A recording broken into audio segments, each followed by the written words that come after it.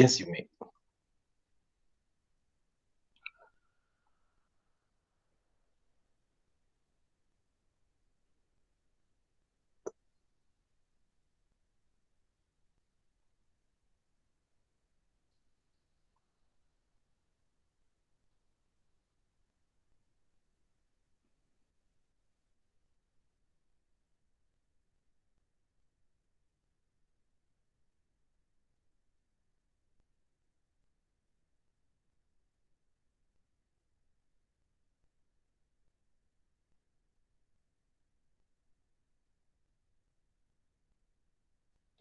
As part of a celebration of unheard melodies, we are now having the next batch of six students here.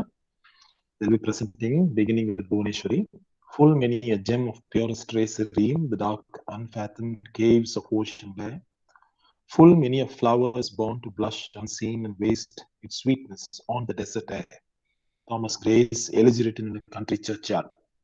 On this note, I welcome Bhuvneshwari to make a presentation on a wonderful unheard melody. Yes.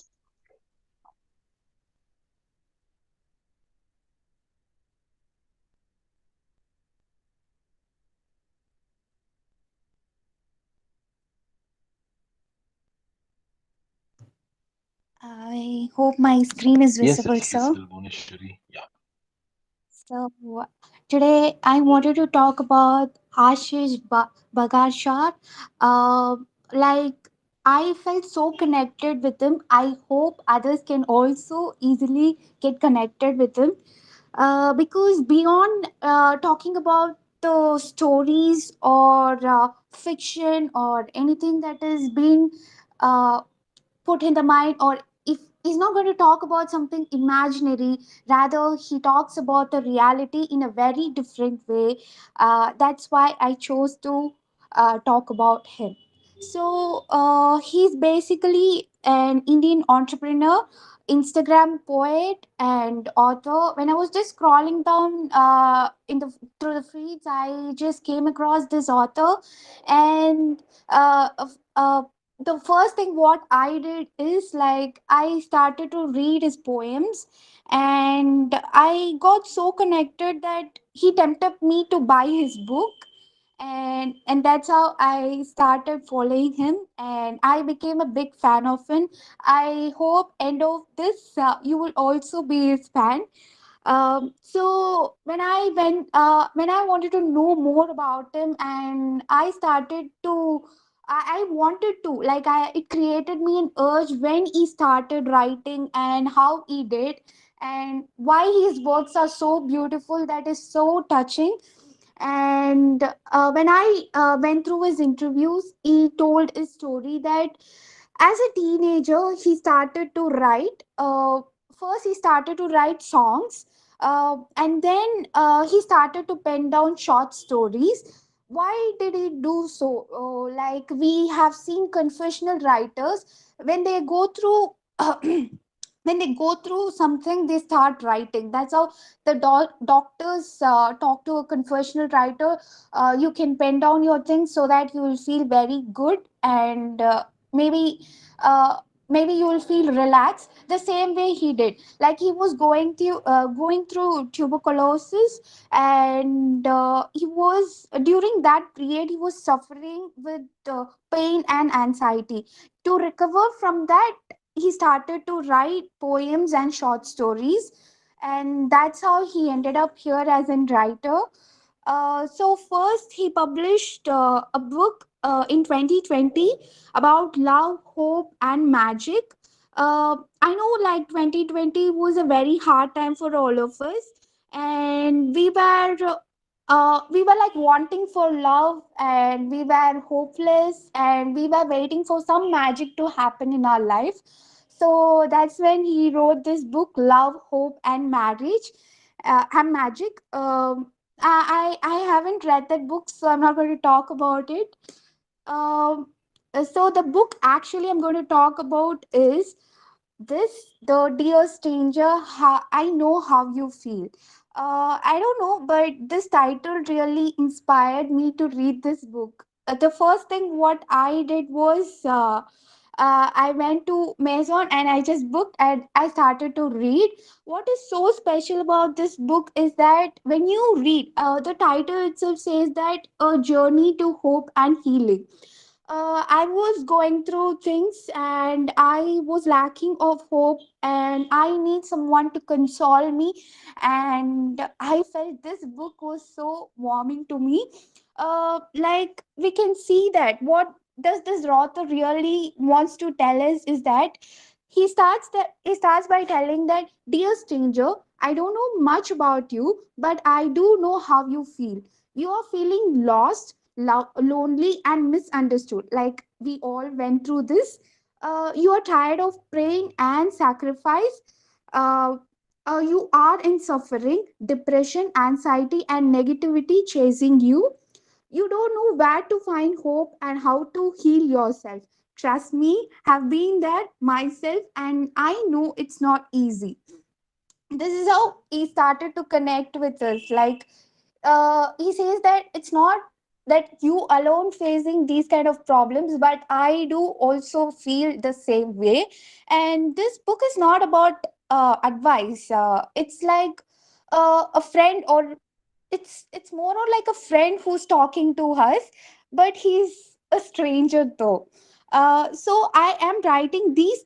This book is like, I wanted to tell that this book is going to be of 30 letters, and each letter has 30 plus poems, which would be always in our heart. I can still remember many lines which he has penned down, and I hope you will read one of these letters every day. And I promise you, together, we will get through this. Life is difficult, but if we take it one day at a time, like he's actually trying to tell us that we have many problems, but we have to face it anyways. But he's telling us that take it slow, be patient, take it one by one. That's how this book teaches us. So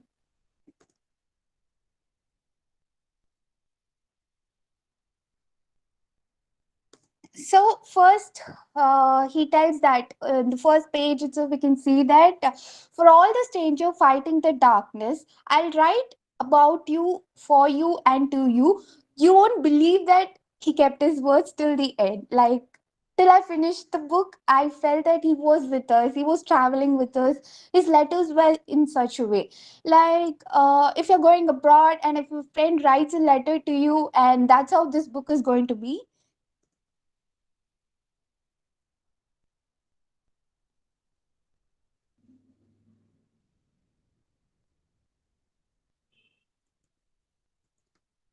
Okay, so in the next line, he quotes that the truth you are is that you are at war with yourself. That's why you find yourself at war with others. This would be such real words that we can easily relate with. And also the reason why I chose this is because this book is because of its content. We see that he talks about pain, emptiness, anxiety, insomnia. These were the things which we were going through for past 2 years. Like we don't know to whom to go and share our problems, because everyone was in problem. Like no one was really happy about what the scenario was. But this book helped me to overcome everything, not everything, but it just helped me. Like it was comforting me in a way. And I'll show you a few of the content which he has completely. Yeah. So he talks about everything which a teenager, not only just a teenager, but it suits for all the age group. Like everyone goes through this, and he was writing us a letter in a form of a book. And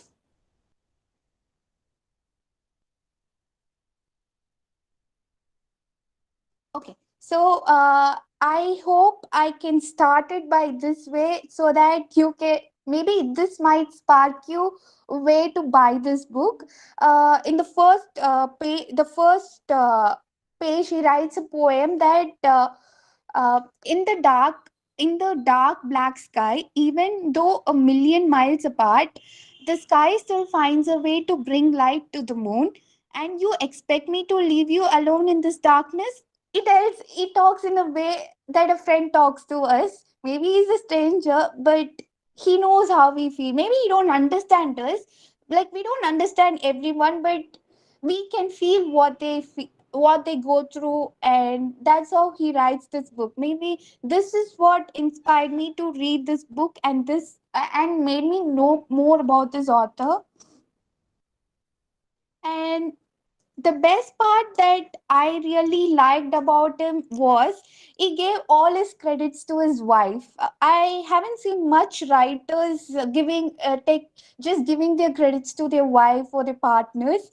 But what he says is that uh, she's also a writer. Her name is Savi Sharma. She's also a beautiful writer, but I couldn't connect much with her, so I didn't read her much. But I went through few of her poems.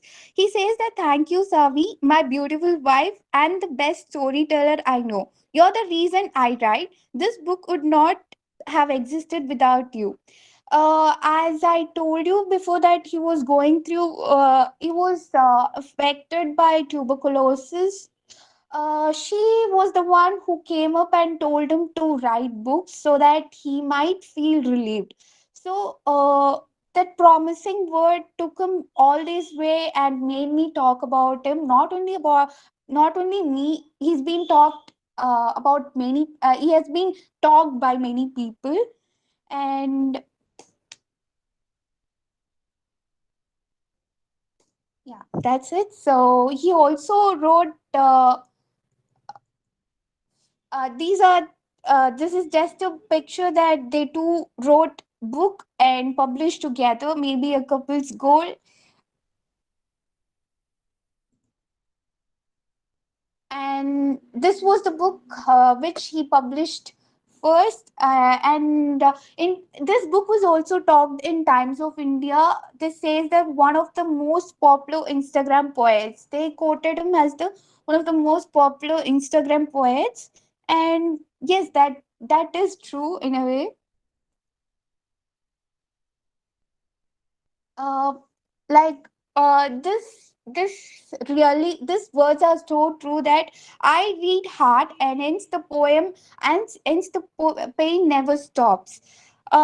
This is true when we read all his poems. Like this was so real to me. I hope this will be uh, uh, I hope this will this you can also get related with.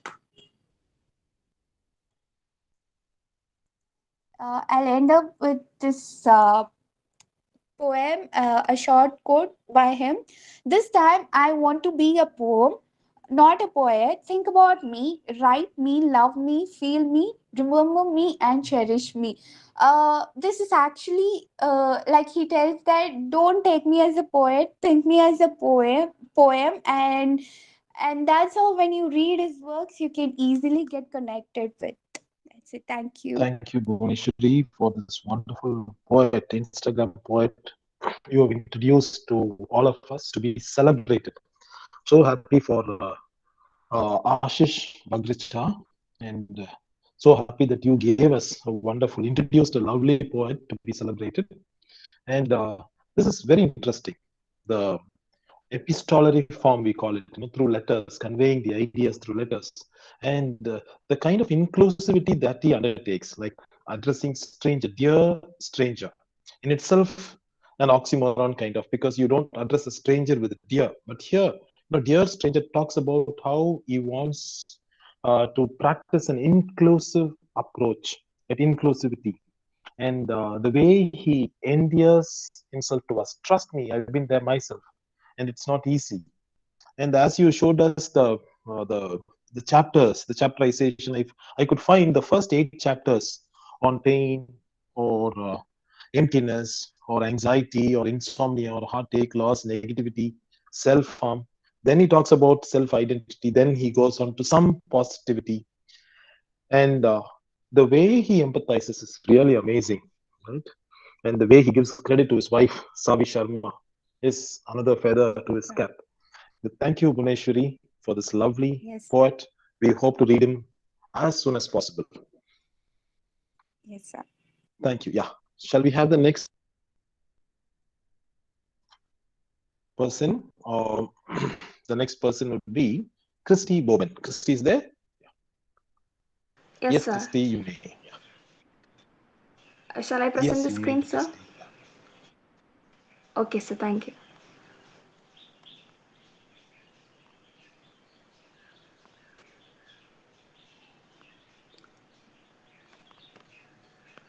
Is my screen visible, Yes, sir? Christy.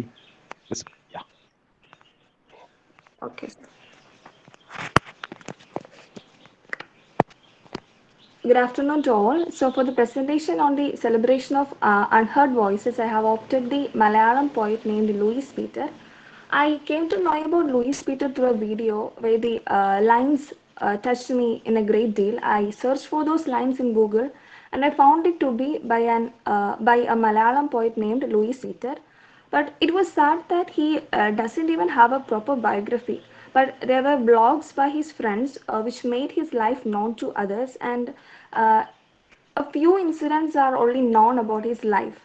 Coming to his life, he passed away recently at the age of 58, and he was a native of Vengur near Perumbavoor, Kerala, and he was an employee of Federal Bank. And later on, to dwell deep into poetry, he moved out from his job, and he wrote his first poem in 1986, and then he took a long break, and he came up with the next one in 2006. And he was an active person in social media. It was through which people were introduced to his poetry, and his daily Facebook posts were poetic, and he was one who tuned the harsh realities into poetry. And once he noted that നരകം സമാനമായി തന്ന നാരായം കൊണ്ടാണ് ഞാൻ എഴുതുന്നത്, അതിനാലാണ് എൻ്റെ കവിതകളിൽ ദൈവത്തിൻ്റെ കൈയക്ഷരം ഇല്ലാതെ പോയത്. So for the understanding, I have made a translation of the lines, and the translation goes like this. I write with the pen gifted from hell. This is why my writings lack the hand of God. So he was a harsh personality, and he was addicted to liquor, and his untidy appearance and his rude nature made him unknown among people, because people never spared time to hear the words of someone who was untidy, and they never valued the meaning of his lines. They just judged him by the appearance, and this made me opt him for the introduction of the unheard voice, as I made an attempt to see the depth of his lines. I felt it was necessary to exhibit the strong emotions he had. And he wrote from the worst situations, and he wished to have a condition where his lines will gain an attention. And um, he was hopeful in life. So these lines will prove his optimistic nature. It goes like this. പാതയായി പോയതുകൊണ്ടാകാം നിരന്തരം ചവിട്ടേൽക്കുന്നത്, ഇനി ആകാശമാകണം നക്ഷത്രങ്ങൾ പൂക്കുന്ന ഒരു മഹാശാഖി. So I have made a translation of the lines, and it goes like this. Perhaps being a road might have brought me stamps. Hence, I wish to be the sky of blooming stars. So, as he was hopeful about himself, he was hopeful, and he dreamt of a society where each one will be considered or valued with what they own. He was highly optimistic. Even if he lacked a perfect routine in life, he was hopeful. Again, he was harsh in his personality, but he loved his friends.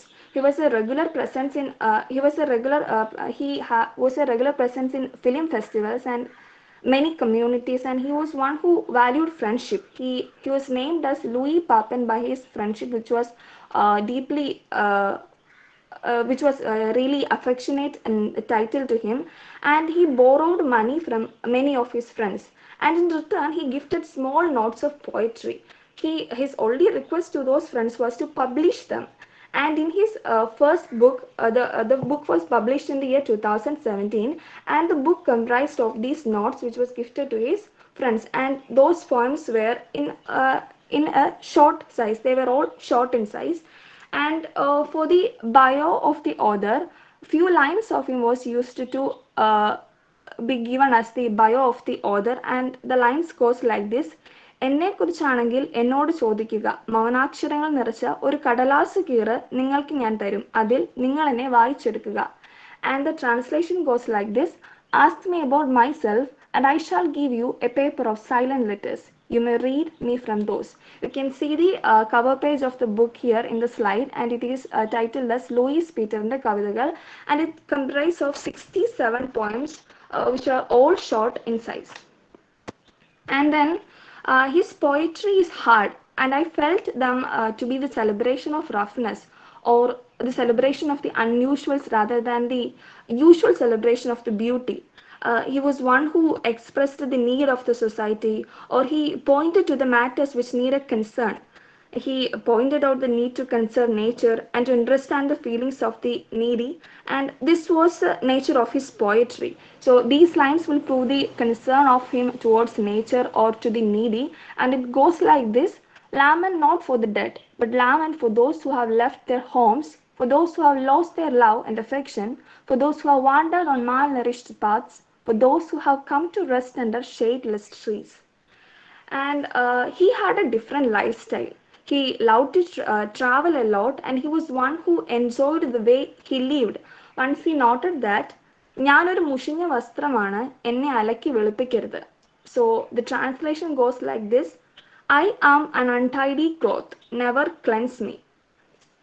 And this slide shows the notes which are all gifted by Louis Peter to his friends by borrowing money, and these were all published in the collection of poetry, his first book in 2017. And to conclude, I would like to title Louis Peter the Malayalam poet as the rough and the radiant poet. You can all search for his poetry on YouTube, and there are many shorts which are all uploaded by his friends, and there are videos of him reciting his poems. And I hope that you will all look into his poetry. On this note, I conclude. Very good, That's all, Christy. sir. Thank you. You gave us a wonderful poet, Louis Peter. You began by saying he doesn't even have a proper biography. And these are the voices that need to be celebrated, right? Yes, Very sir. good. I'm so happy that you brought him out to the limelight for us to be to celebrate such a huge, wonderful writer. He tuned harsh realities into poetry. And are the translations yours? They look very good. Did you translate them from? Yes, sir. I made the translation, Wonderful, sir. Christy. They are so appealing, right? I think you should also try your hand at Thank you, sir. translations. There is Thank you, sir. a famous translator from Malayalam to English. Her name is Dr. Fatima, E.V. Fatima. She also won the Crossword Award for Translators 2 years back. You can. I'll sir. also give her number to you. You can try your hand at translations. She said that there is a great demand for good translators from Malayalam to English. So, right, good. Yes, So sir. appealing your translation. Perhaps being a road might have brought me stabs. Hence, I wish to be the sky of blooming stars. I'm an untidy. Yeah, so wonderful. Right? Thank you for giving us Thank a you, sir. poet who turned harsh realities into poetry, a rough and radiant poet. Thank you, Christy. Thank you, sir. Now we'll have the next student, Sir? Monica. Sir? Yes, and Maria. Sir, you missed my name. Last class, we didn't have the time to complete. Oh. So you asked us to present it in next class. Okay. Are you ready? Yes, sir. Yes, you may. And after that, Monica is there. Monica. Then Nandini is there. Who else didn't present to the last class? Ansi and me, Okay, okay. Tracy is there. Tracy. Yes, sir. Yes, Yes, sir. Tracy. Right after and you may. Right. Yes, and you may. Okay, sir. Okay, sir.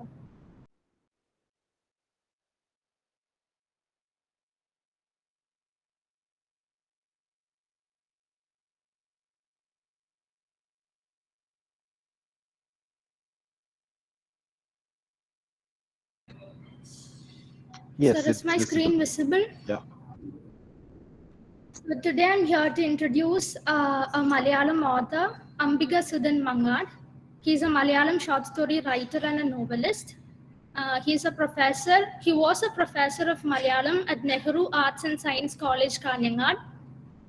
So his literary contributions range from short stories to novels. He has also written more than 40 books. Few of his works are En Magaje, Rendu Malsyangal, Ratri, Sadharana Visheshangal, and many more. He has also written a dictionary of folk idioms and a script and story for a Malayalam movie Kayyuppa. His book En Magaje has been translated into English with the title Swarga by J. Devika. This book also in a way highlights the curse of endosulfan that is crippling on the entire region of North Kerala. Here he voices for the justice to the victims of endosulfan. Endosulfan is a pesticide that was air sprayed on the cashew plantation run by the state Kerala, and it had major effects on the children and the pregnant women. And Jay Devika, who translated this book, says, I picked up the book because it was prayer-like. There is a meditative flow about the entire narration. She also says his book is more like a journey from human to being, which see everything as a part of itself. So Mangad's books are very special. Another book of his is Neer Aliyan, which he expresses his fear and anxiety about the global warming. In this very same book, he also discusses about the miseries of marginalized women. So his books mainly discusses about the struggle for existence, resistance of people for their lives, corruption and social issues. He also expresses his love towards myths and cultural aspects. Why I want him to get recognized, or why I think he's very special, is that the way he writes with his narrative style, the way he weaves folklore, analogies, mysticism, and evidence makes all of his books remarkable. He's also a writer who brings together a collection of issues such as human suffering, compassion, and political and structural power in society. That's all, sir. Thank you. And thank you for introducing a professor cum poet, right? A retired professor, if I'm right, Ambika Sudan Mangad. And he Yes, sir. voices for the victims of the endosulfan, and as translator gave a beautiful testimony to his writing.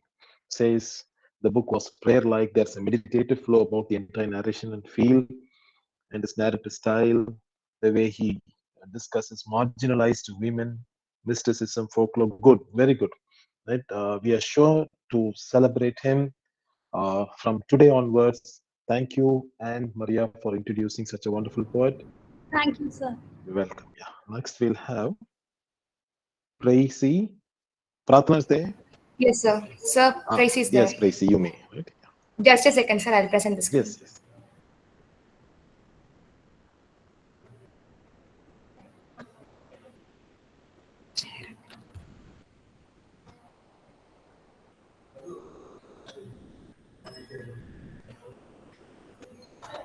So is my screen visible, sir?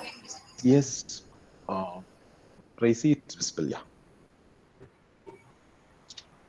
Okay. So in this Unheard Voices, I would like to introduce you to a Malayalam writer, Bobby Jose Kattikad.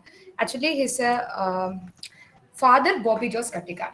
So he's writing in Malayalam language. He was born in 17 September 1968.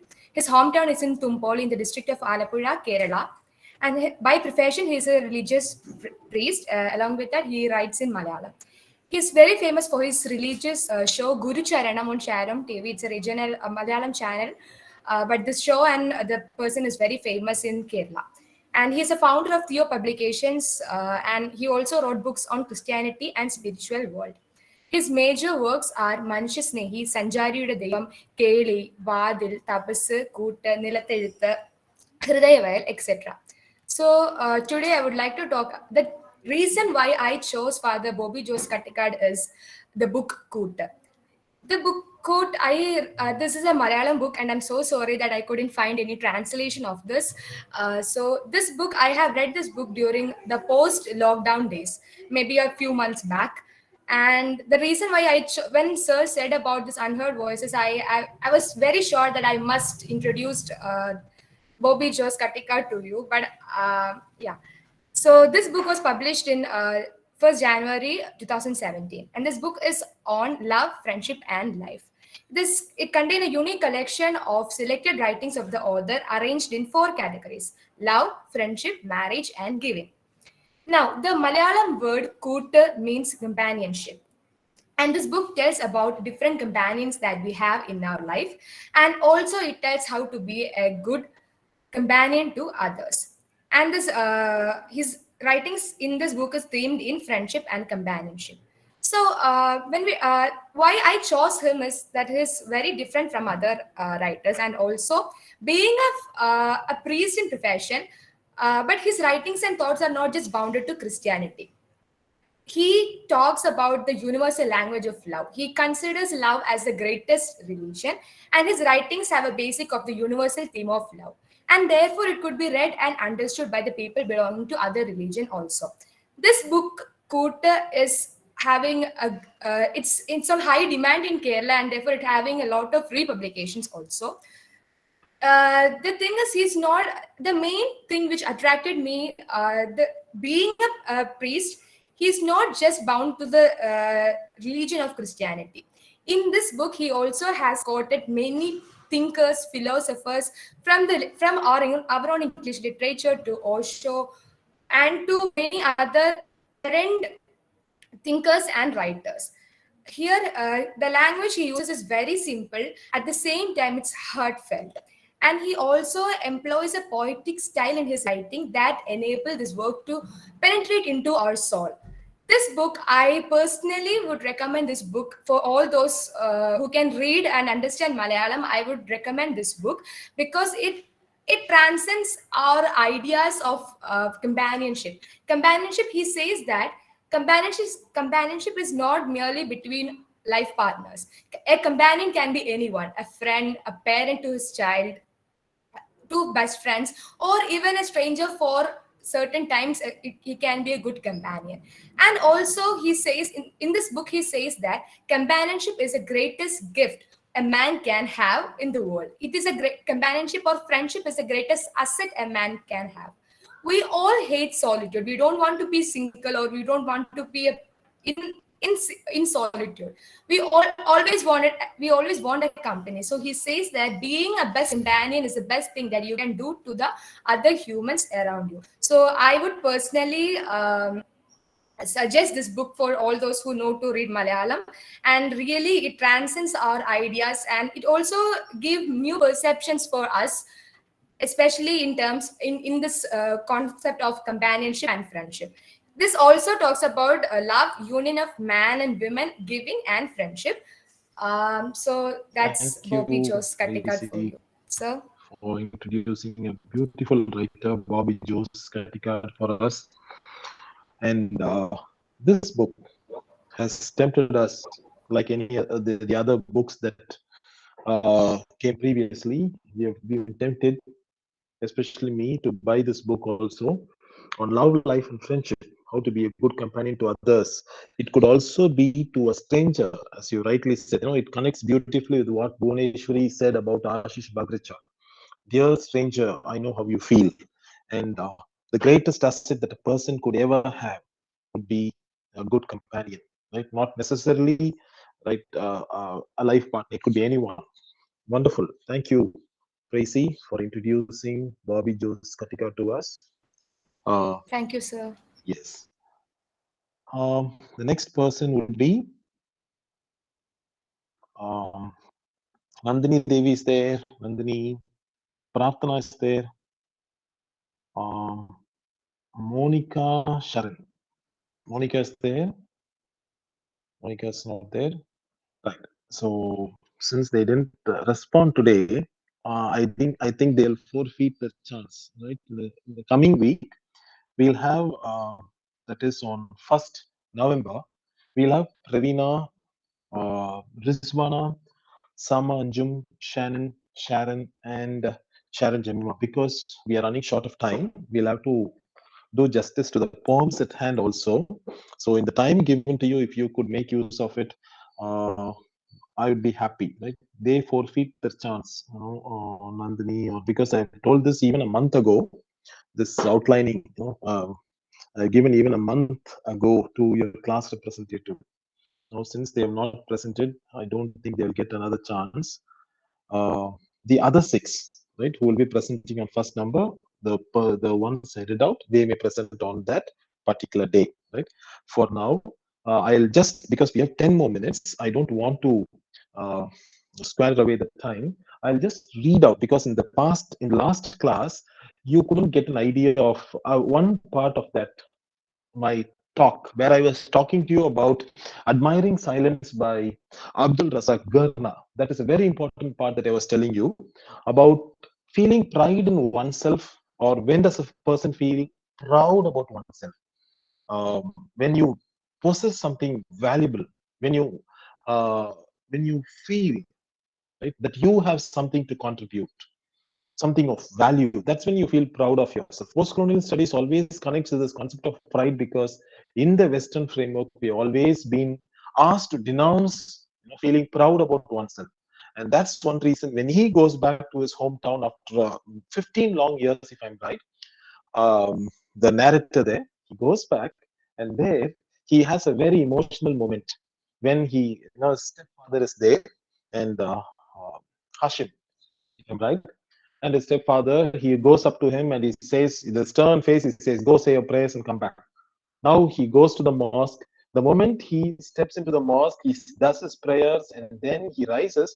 He sees a beautiful hand patting him on the back. He's so happy, he could feel the smell of the mats on the floor. He's so able to identify himself with this land, with this region. Is so proud. But the moment of real pride comes to him only when someone from a distance says, hey, this is Hashim's son, ain't he? Something, I'm just paraphrasing it, right? Hashim's son. That one line makes him feel so proud of himself. In another work by Jamaica Kincaid also, I told you how they couldn't feel proud of themselves, the young generation, because they lost their language to the colonizers. So having your own tongue to speak for yourself also gives you a sense of pride. I also told you about Sally Morgan, right? My Place, where she has this Aboriginal consciousness, makes her feel proud of herself. And today, I'll just give you one line from Derek Walcott that we'll be discussing in the next class. Just one line. You may just listen to it, or if you have a pen and a notebook, you can write it down. I met history once, but he ain't recognized me. I repeat, I met history once, but he ain't recognized me. I'll try to connect this with Derrida, Archive Fever by Derrida, where Derrida talks about how the archives are filled with violence. Like, today we had a lot of brilliant presentations on unheard melodies. If these unheard melodies weren't registered in, for example, Instagram, or celebrated by us, or, in other parts of the regions, how do you think they would find a place for themselves in the archives or in history? Derek Walcott says, I met history. He personifies history. I met history once, but he doesn't seem to recognize me. See how pathetic, no? That means, connected to Derrida says the archives are filled with violence. That means these regional voices don't find a place in the archives. Why is that? We know the reason, because the knowledge is always a connect with power. So feeling proud of oneself and celebrating oneself, one's culture, one's roots, one's identity is what forms the crux of Journey to the Interior. We'll be discussing this and more in the next class and try to finish off the poem. But I just want you to read Archive Fever by Derrida, right? And yeah, that will do for now. In the next class, we'll try to complete it. Thank you all for being here today. We'll meet again in the next class. Thank you so much. Thank you, sir. Thank you, sir. Welcome. Thank you. Thank you, sir. Thank you, sir. Welcome. Thank you, sir. Yes. Thank you, sir. Yes, welcome.